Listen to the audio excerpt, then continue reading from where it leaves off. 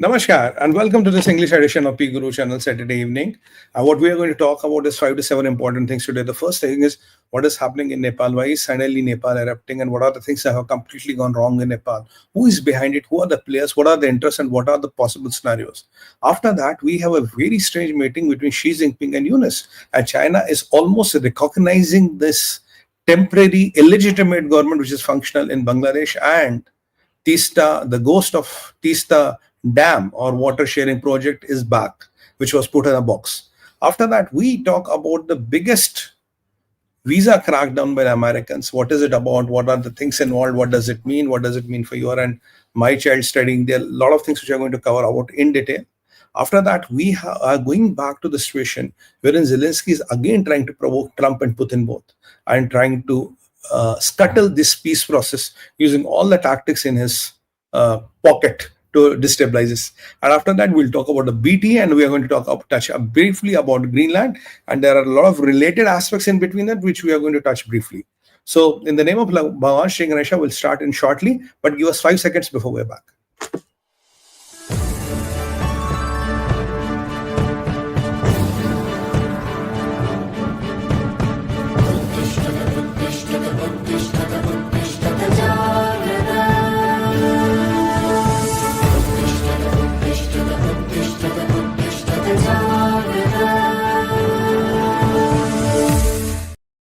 Namaskar. 𝗤𝗏𝗘𝗏𝗏 𝗥𝗘𝗙𝗪, arise and awake to what is happening around the world, geopolitics, and how it impacts India. Let's now over to Sumit-ji. Sumit-ji, the floor is yours. I won't interrupt you much.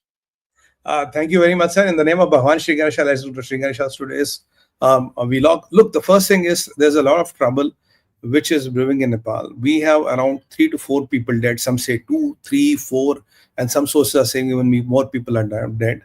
Police is not able to control the situation. Army has been called in. Basically, the issue started when the King Gyanendra arrived in Nepal on the pretext of some religious pilgrimage, and suddenly the pro-monarch or the pro-king sentiment is started hitting back. Now, understand the Nepali politics.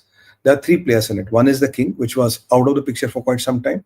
Then there are the lefts, which is left by Prachanda Dhal, which is commonly called Kamal Prachanda or Pushpakumar Dhal or Prachanda. So there's one faction which is led by him, which is the leftist faction, which is not a part of this government. And there are 2 parties which are forming the government, led by Mr. K P Oli. So suddenly this protests have turned violent. Now, there are protests erupting everywhere in Nepal that the king should be restored back and the monarchy should be restored back. The things became dire when there's a gentleman called 𝗤𝗏𝗏𝗏𝗏. 𝗤𝗏𝗏𝗏𝗏 is a person who got into a blood-proof car and trying to ramp it into the parliament of Nepal. And though it was stopped, and after that, a lot of things have started going violent. Now, left wing, led by Prachanda, is blaming K P Oli that you are not able to control it. It's because of you the king is back. And the people of Nepal are demanding that we don't want Sharma, we don't want Oli, minus Nepali Congress, we want the king to be back. So there is Oli, there is Prachanda, there is Nepali Congress, and there is the monarch. And who is behind it? What are the scenarios happening? What are the scenarios brewing? I think my analysis is, I have no preview, I have no special information on this, but what my analysis says that king is brought there under a purpose. King has been put into the picture because if you look at the Chinese interests, they have been very well countered by Bharat vis-a-vis Prachanda or K P Oli. Anyway, the Nepalese Congress is hand in gloves with Bharat. There is no issue on that. But as both the factions, and even they had a joint government comes quite some time back. In every 6 months, 1 year, the situations in Nepal change, the government change. There are joint government couple of months back, which again, talk turned around. Now with things changing fast and things going right and left and center and all. Now what these people are saying that they are not able to get their objectives met through Prachanda or through Oli. Nepali Congress is not with them. Is this the best time to get the king back into the picture and make Nepal unstable? Look, left and right is not going to yield in. Nepali Congress is not going to yield in. King is not going to walk in and get and claim the throne because the army of Nepal somehow or anyhow listens to Bharat anyway. So you have these 3-4 corners which have come up in Nepal. It won't be easy for anybody to kind of do what they want to do in Nepal, but it is very easy to ferment trouble in Nepal. If you ferment trouble in Nepal, it will reach the borders of UP and Bihar. and there'll be a lot of people of Nepalese origin who live in India. And there was a talk, there was only a talk, I'm not saying it happened, there was a talk that Bhutan and Nepal wanted to be a part of India. That was being discussed and deliberated. So when we look at these things in the background, it is quite possible that this trouble is fermented. And if you know the people who can ferment this trouble, let's be very straight about it. ISI strength has a very strong network in Nepal. And if you go as per the intelligence community, as an intelligence agent, your Afghanistan or the most dangerous place which you can ever be in is in Nepal, because anything can happen to you in Nepal. So that is how dangerous or dreadful Nepal is, because every intelligence agency operates. ISI has its roots operational, ISI has its places operational. Chinese intelligence has gathered quite a substantial foothold there. And fermenting trouble in Nepal means fermenting trouble in UP and fermenting trouble in the parts of Bihar. And let's not forget, Bihar is going to elections around a few months from now. And fermenting trouble somewhere around Eid can be a coincidence, can be a natural outcome. We don't know. To best of my knowledge, King landed there on 9th March, and we are seeing trouble cropping up on 27th March. So what was happening in the last 18 days, where they're looking for a Shubha Muhurtam, where they're looking for ample time and opportunity to ferment the trouble, we don't know. But there's some logic to it. I think we are decoding it, but what my sources tell me, what I can only gather from them, is that things are deteriorating fast in Nepal. And if the things are deteriorating fast in Nepal, it doesn't look to be organic. जैसे हिंदी में कहते हैं राजा का बहाना कहीं और निशाना. That is, Raja King is just the excuse of the cause, but the real objectives of the mission might be something else. So looking at this scenario, we have to be very careful, and we have to think what is happening. I think Indian agencies are on the job. I won't be reluctant to say that Pakistan and China are jointly trying to work here. Their intelligence agencies are trying to ferment trouble. And in Nepal, you'll be surprised to know, even Turkish intelligence has a good handhold in Nepal. So don't be surprised, one day you will come to know that even Turks have a hand there. It is quite possible. And Tayyip Erdogan has been getting very aggressive vis-a-vis India, and his failing country, his failing economy and all that can make people desperate. So fermenting trouble in India's neighborhood has been always a hobby with these people. So the usual suspects are there, but let's keep our fingers crossed and see what happened. The only part is that we have our Nepalese brothers killed. One of the TV reporters also got killed. And unfortunately, blood is being spilled, which we don't want to spill in Nepal. We don't want people, our brothers from army, police or civilians. We don't want anybody to die. We hate to do that. It's a site for pilgrimage. It's a site for beauty, spirituality, and such things coming from Nepal is a really troublesome news for India. But let's keep our fingers crossed vis-a-vis Bhutan. Something might happen in Bhutan as well. I was always telling to you, look, Nepal and Bhutan are the only two neighbors where we are quite okay. But now I have to retract my statement and say, as on date, I only see Bhutan. I don't see Nepal as comfortable as we were a few months back. But it is because of our diplomatic wins, it's because of our real hard work to keep Nepal with us.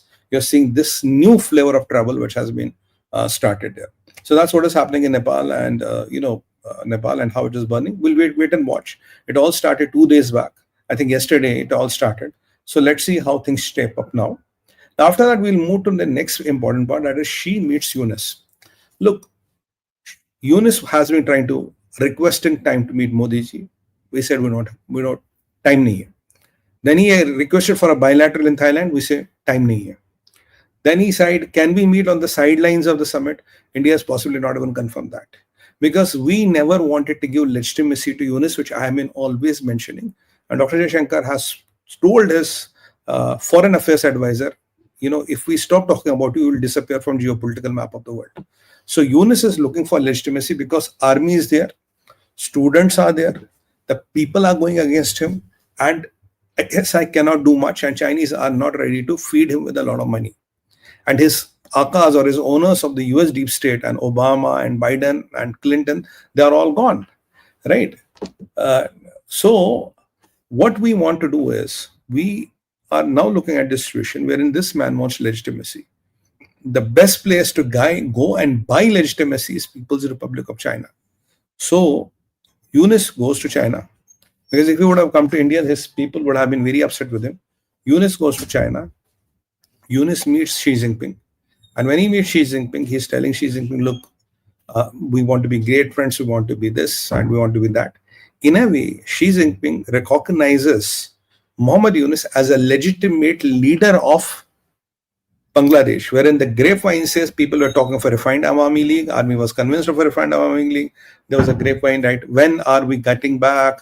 When things are coming back to normal? This is all talks of the town which have been talked about. Now, all that is down the drain, and people are talking about now Yunus's relation with China. China, in a way, recognizes Bangladesh. And what China is trying to do is to restart the 𝗤𝗓 water project. What was 𝗤𝗓 water project about? We discussed on the P Guru channel. It was when 𝗤𝗓 enters from Bharat into Bangladesh, a big dam will be made, right? So this dam will be made by China. It will be one of the very big dams just on the mouth of the river. The idea of that dam will be, can be always used as a force against India, because we are building a couple of dams on the curve of the Brahmaputra. Then you are trying to build one dam here. So if you build this dam here, what can possibly happen is, push comes to shove, this dam can become the water bomb of the China. And this dam's overflooding, or if the dam breaks up, this can limit or restrict our access to the chicken's neck. So India had objected to this dam. Remember the time when Sheikh Hasina came to India? She first told Modi ji, Chinese are interested in the dam. Modi ji said, no problem, we'll put the money, we'll make the dam, don't go to Chinese. Sheikh Hasina goes back, she announces that India is doing the dam, though Chinese have given me offer, but I prefer India, quote unquote. Then after that, Sheikh Hasina goes to China, where the royal snub happens. They don't give her the money, they have promised her 20 billion, and they end up giving her 200 million. She cut short the visit, she comes back to Bangladesh, and after everything what happens, and Sheikh Hasina is right now in India. So this was the stumbling block where the things started going wrong. Now the ghost was buried. It was done. I mean, India was supposed to do it and all. Now what has Yunus done? This man has exactly went and unplugged that ghost which we had buried. He went to the China, say, you come and do the dam. We will give you all the full cooperation. We'll give you everything what you need. And this is what you need to do. So China said, okay, we'll kind of unplug them. We'll do the dam, and we are going to do this dam for you, which is a big problem for India. Because if China, by the virtue of this dam, the risk it has.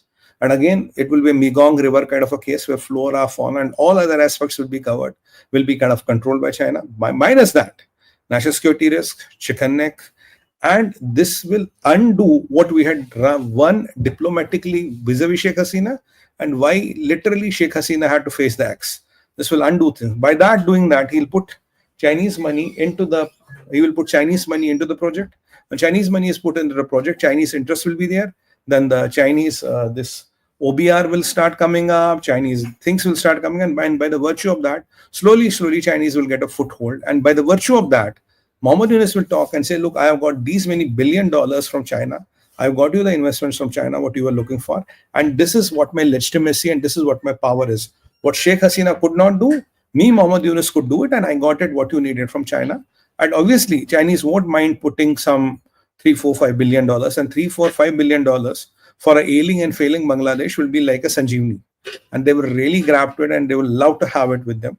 So this is how the equations are shaping up vis-a-vis Bangladesh, and they are very happy, and this project is back, and Bangladesh is talking we'll have great friendship with China, and China is saying we'll have great friendship with Yunus. China is saying we'll have great friendship with Yunus. They did not mention the word Bangladesh. This is the point to be noted. So with trouble brewing in Nepal on the other side, and here Yunus in China and 𝗤𝗓 project getting reinstated. Is it a good news for India? No, it's not a good news for India. Again, trouble brewing in our neighborhood. We have to wait. We have to watch and see how it happens. Now, after that, we move to the next subject, which is US biggest visa crackdown. What is this US biggest crackdown? It started with a Turkish 27-year Muslim girl. I think she's a girl. She got a mail. In her mailbox, she wakes up in the morning. It's from the Department of State, wherein they are said that your visa, your student visa, F1 visa, is valid up to, let's say, March 2029. It, as per the US Immigration Act 22I, there's a special US Immigration Act where they can revoke, cancel, or dismiss the visa. So your visa stands revoked, and you are supposed to self-deport US within this period of time. It's not your carry to court and court will decide and all. You use this power given to you by the US Immigration Act 222I, which empowers you to straightway go and cancel the visa, and give a date. So if my visa is valid up to March 29, I'll say it ends on 31st March 2025. So your 4 days. So what you are supposed to do, you are supposed to go to something called as a CDB. What is CBP? CBP is an app wherein you register yourself. You are given an airport. You go to the nearest airport. In the nearest airport, you come with a passport. The visa is physically stricken down, and you are supposed to go back to your own country. That is what the self-deportation means. Now, the scenario is if you don't self-deport, what happens then? If you don't self-deport, then what will happen is that US, after the stipulated time, they have the powers under this act. They can go and arrest you. If they arrest you, you will be deported. But it is not necessary you will be deported to the country of your origin. You can be deported to some other country as well. It is a very, very clear mandate. According to Marco Rubio, he says, we want people as students here. We don't want lunatics here who wanted to do this 𝗦𝗥𝗙𝗧𝗏 or this social or the activism here. The allegation on this student, the Turkish student, then will come to all other students also. In general, is that she supported Hamas. She was mobilizing support for Hamas within the campus during the war. And if somebody is being seen doing this, you will automatically fall under this category. Now, what does this particular student do? This particular student goes to the court of law, and there's an Indian origin judge, I think Indra Talwani. She's the judge of the Honorable Court. She has kind of stayed her leaving out from US by the time court is further informed. But we don't know, has she deported? Is she still there? Or even after that, after 22I, Trump has special provisions under the National Security Act. If he wants to revoke that, then even this court's intervention is not going to help and is not going to change things around that particular student. Now, the thing doesn't end here with this Turkish 27-year-old student. The things have moved further. Now, there are 1.1 million students. 1.1 million, 1.1 million, yes, 1.1 million, again, 11 lakh. 11 lakh students are studying in US. You can be on a F1 visa, you can be on a vocational visa, or you can be on an exchange visa. There are 3 kinds of student visas which are there. F1 may be for a full curriculum, vocational may be for some vocational training, and exchange program is where the countries exchange students with each other. So all these 3 visa categories are subject to acts under this new provision. So what is Marco Rubio saying and what is DOS, Department of State, saying? That we have identified these students, right? We're scanning through all the students, we have identified these students, and we'll be going in batches. I mean, everybody is not identified one go. Let's say we pick up first 10,000. In this 10,000, we are going to run through and see how many of them mobilize support for Hamas, how many of them supported pro-Hamas. And it is not only you're physically present or you physically supported Hamas, even if you on social media supported them, or even if you liked the content. Let's say somebody put as pro-Hamas, pro-terrorism content, and what did you do? You just went and you liked the content. Right? If you like the content, you become a party to that. You become a party to that support. So we don't know how many students are going to get under this category. And out of this 11 lakh students, 3.3 lakhs, and 33% of the students are from Indian origin. So every third student in US is from Indian origin or is a Bharatiya student. So it's quite natural. It is quite logical. Some of the Indian students, at least we are talking of a few thousand, that is my estimate, there's no number around it, might get affected by this, because what Americans are doing, they are using something, an AI-based system, which is called catch and revoke.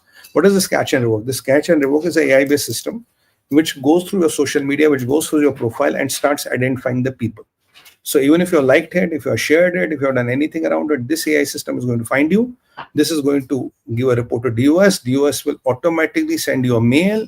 You'll get up in the morning, you'll get a mail. This is your visa ends here.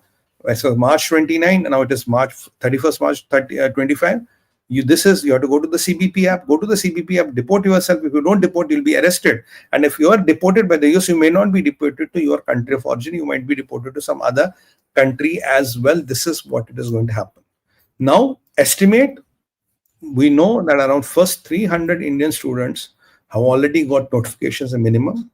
Now, the number might go up because they will not be looking at 1.1 million at one go. They might have picked up first 10,000, 5,000, God knows 1,000. I don't know how many, maybe 10,000 to begin with. So as and when the lots will keep on happening, more and more such email notifications will come.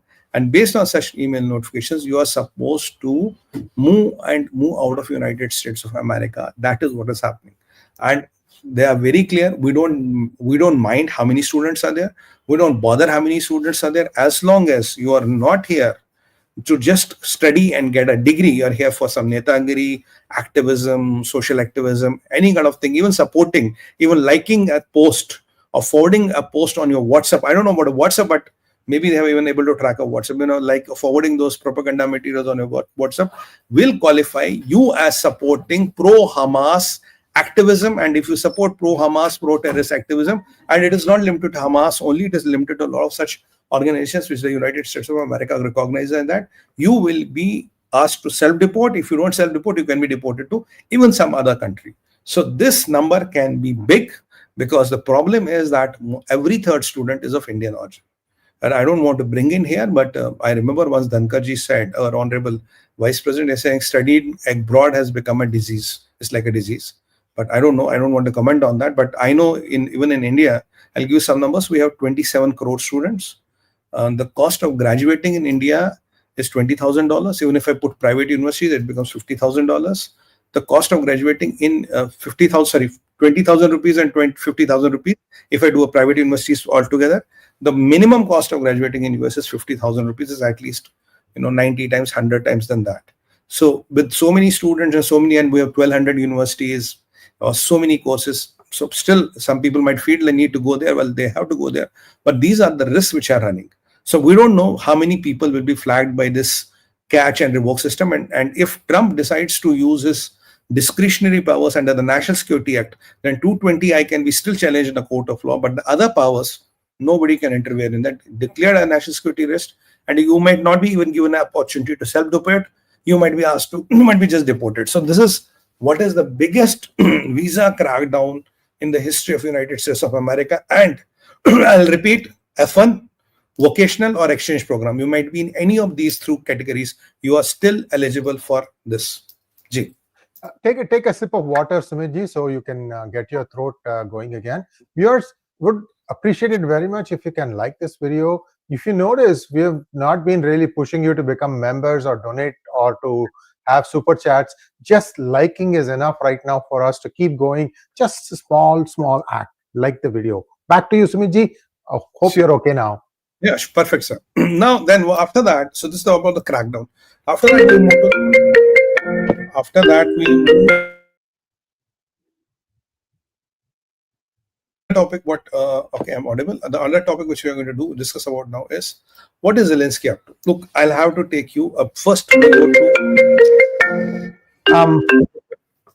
Viewers, we are going to go through quickly today, and we'll come back in just a moment.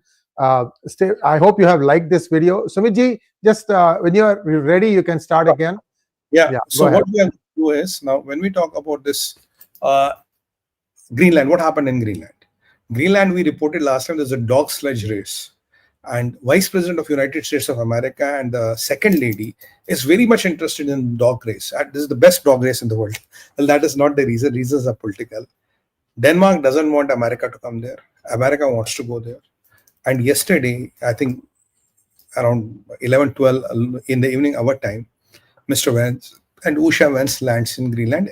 There's an American airbase somewhere near to Greenland where they landed. And let me remind you, I think in 1945, you had around 45 American bases there. Now it is reduced to one base with 200 men. So they landed there. Now the grapevine says, and some media reports say, the people of the Greenland are not with it. Americans trying to find a lot of people, but nobody went there to welcome them and support them and all. So Vance lands in Greenland. He says, look, Denmark has not done a good job with Greenland and the people of Greenland deserve much better. So if they become a part of the United States of America, they'll be secure, they'll be safe, and blah, blah, blah, blah. And President Trump releases a video wherein he says how Americans helped and then how Americans Navy has sacrificed their lives to protect the people of Greenland. That is the rhetorical part of it. Now, what was surprising to me yesterday was something very, very obnoxious. Not obnoxious, and there's nothing called obnoxious in geopolitics. It was something very unusual. You know what? When this thing was happening, me and Sree Iyer on P Guru channel has been always telling you there is a truce between Trump and Putin on all the aspects of the world. I don't know how did they do it, when did they do it, but there's a truce. And I was always telling you, Putin will not intervene in Middle East, Putin will not intervene in Greenland. Yesterday, what happened when this all rhetoric was going and Dutch were going, Denmark were, people of Denmark were going crazy, Greenlanders were not kind of pro it. But majority of the Greenlanders, around 50% still want to be a part of America. Some good 51% don't want to be part of America. That's besides the truth. Now, when they're always going crazy, and remember the Dutch Prime Minister last time she went to Europe and she said, I am going to buy weapons for $1.8 billion. I don't know, has she placed the orders? And I hope the weapons are already in Denmark. And looking at that order, Trump is really going to get chickened out because $1.8 billion to $800 billion looks big, huh? Looks a very big amount. So Trump will be very scared. So lady, best of luck. So what they have done is when they launched there, he said, look, they are going to do this and do this and two things here.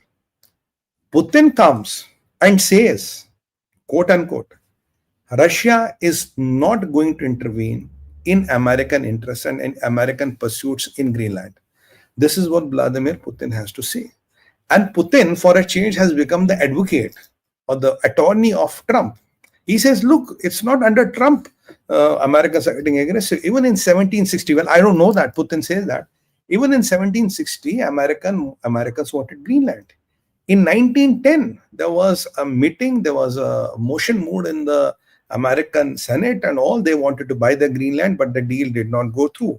And even 2019, Trump had initiated the process, but due to COVID and all, it had to be taken back. So if Americans want to do whatever they wanted to do in Greenland, Russia is not going to intervene. Big message and stuff. That talks about a tandem and then talks about a tango, what I've been always talking about between Trump and Putin on world affairs. Look, Putin is not interfering in Middle East. Putin is not interfering in Greenland. What Putin wants is Ukraine. He wants his things in Ukraine. So the one biggest stumbling block is over. Now, what does Vance and Trump say? He said, look, people of Greenland, you are under threat. Who's under threat? Russia and China. Now, Russia has volunteered. Sir, I'm out of the game. Now, who's under threat? China. What is the Greenland story about? 5 things. First thing is a North Arctic sea route where you have to use a lot of big ice cutters to cut the ice. And this route is 40% cheaper and saves around 43% of the time. First thing. This is a new maritime route. Second thing. Today, America's 80% of the imports and exports are dependent on Suez Canal. If Suez Canal is blocked, game over. Though in our endgame China, we have told you how the Americans have managed to scuttle Hong Kong interest. After that, there's one more aspect to it. There are billions of dollars. There are billions of barrels of oil which are in Greenland. Greenland has the rare earths metal. Huh? Jaldi. Sree sir. Huh? Hello? I can't hear you. You take off now. I'll take it from here if you want. I have the maps for Greenland. Okay, Good luck. Talk to you soon. Yeah. Thanks. Yeah. Viewers, 𝗟𝗍𝗍 had to go on a family work, and I'm going to continue this. I just lined up the map. Greenland or anybody else, there is a bigger play right now happening, and that's what United States is trying to ward off. Take a look at this place. This is called Murmansk. Murmansk is a 24/7 by 365 port that belongs to Russia, and this is in the Arctic zone. What I'm going to do now is to you can have full screen, Sachin. I'm going to go to the screen and I'm going to talk to the map as to show you what is really going on in the Arctic Ocean and what are the challenges here. So I'm going to go now. So if you look at this Murmansk, I'm just going to go up. See this inlet? This is an inlet coming from, I'm just slowly going, that is the Arctic Sea. Now I'm going to zoom out a little bit. See, this is the Arctic Sea. Okay. Now, where is Murmansk? Murmansk is to the side of Finland. You have 3 countries, Denmark, Sweden, and Finland, and or Sweden, Denmark, and Finland. I don't remember the exact sequence. Don't worry about it. That's not the important thing. It's beyond all that. I think this is Finland here. And so this is where Murmansk is. Now, if you go up further, okay, because I want to try and show you where Greenland is compared to this. These are the three countries I told you. You have Finland, Sweden, and Norway. Norway, Sweden, and Finland are left to right. And now if you go back a little bit, see here, now Iceland shows up. And what you're seeing, the white stuff on the top left, that is Greenland. See that? That is Greenland. Now I'm just rotating the globe like the way you would rotate globe, and see how close Greenland is to Newfoundland, which is Canada. All that stuff to the left now, this is all Canada. Newfoundland, Labrador, and then go down south. There you can see the line, that is the Canadian border. Then the state of Maine starts. I hope you can see my, here, I'm going to show you more, zoom in. That is Maine. This is United States. So if you think about it, it's not very far. Greenland is not very far from United States. I'm just drawing the line using my mouse here. You can see it's not very far. Why is this all so important? Well, this is why it is so important. Now let's zoom out. I'm turning it a little bit. I'm turning the globe because I want to bring your attention to Russia and China. See here, Russia is right here, and much of Greenland is facing Russia. But what China has been up to, and look at the Chinese map. China starts just a little bit north of North Korea, and I'm going to zoom in here to show you where China has access to the Sea of Japan. I'm just going to zoom in. See here, see this narrow, very narrow strait right here. This is where China has access to Sea of Japan. This side is Vladivostok, that is Russia. But what China has done is, over the last decade or so, or probably even more than that, they have been aggressively trying to open up this route. That is, from here in China, you see this small tip, they want to go from here, move through this, and cut across and come to Europe. Murmansk, I told you, is a 24/7/365. So they need to navigate the Arctic Ocean starting from, I'm just going to zoom in here. See here, Chukchi Sea, all the way up to Murmansk. Once you are in Murmansk, from there, there are things available to go. So this part gets frozen for some months. You're seeing, I'm just moving the mouse left and right. This gets frozen for some months. What China has done is they have invested hugely in ice cutting ship technology. Ice cutting ship technology, meaning the ship will actually go through a temporary canal created by this ice cutting ship in the front. It's like a pilot. It just keeps creating path for the water so that the ship behind it can go through. Now, for the first time I'm hearing, I could be wrong about this, United States has got 64 ice cutting ships now. Ice cutting, you can call it ships, or you can call it a special vehicle, or whatever you want to think of. So United States suddenly is waking up to the reality that thanks to heat and thanks to these kinds of technological breakthroughs by China, they have essentially found a way to completely bypass Malacca Strait and everything else and go straight from China all the way into the Western Europe. So this is what the United States is concerned. And you can see here, Chinese icebreaker mission to Arctic, clear signal of Beijing's polar ambitions, says expert. Can you zoom in a little bit? I want to get the date for this one. Yeah, thank you. It's September 3, 2024. You see the thing. This just a few months ago. And this is a huge challenge, because then what happens is all these carefully constructed boundaries, they all go away. They have manufacturing in China, the consumer is in Western Europe, bam. And if they can go through this part to Europe, then from there they can just go through the Atlantic to the east coast of United States. So this is the real clear present danger. I'm sure Greenland is aware of it. They have been at this for a long time. So I, as a human being, I'm telling Greenlanders, Don't hate someone just because they're making some big statements. That is the way Trump works, shock and awe. But there is solid reasoning, solid logic behind it.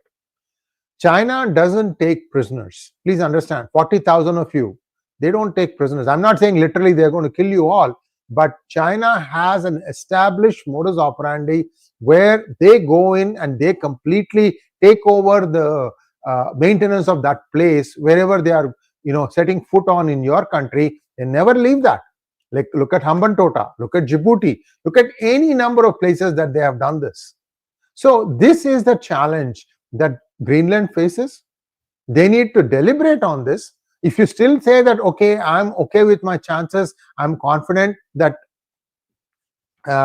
Denmark will take care of us, it's your call. I mean, you've been so far, you've been autonomous. You're not really under Denmark, but you do need some funding from them for subsistence. US can do that and more. And you will not be able to, your land is so vast, you will not be able to patrol what China is doing in one corner of Greenland. They are very, I would say, very ruthless in this.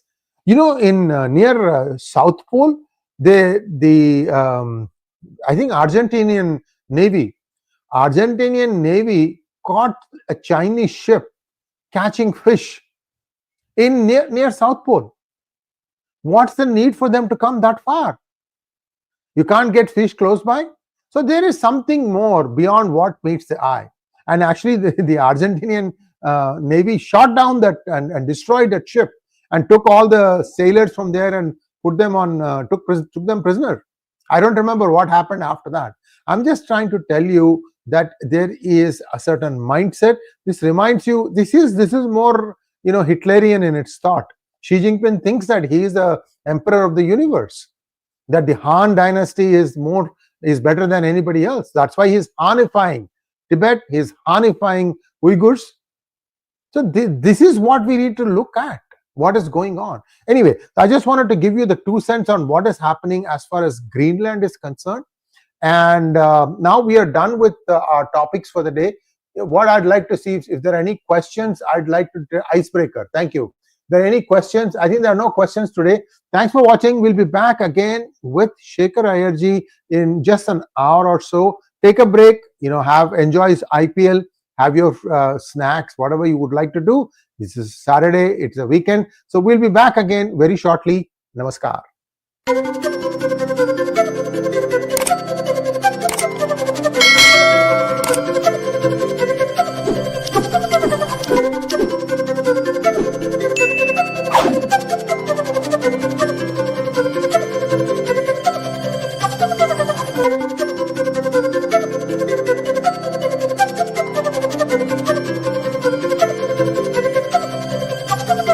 Thank you.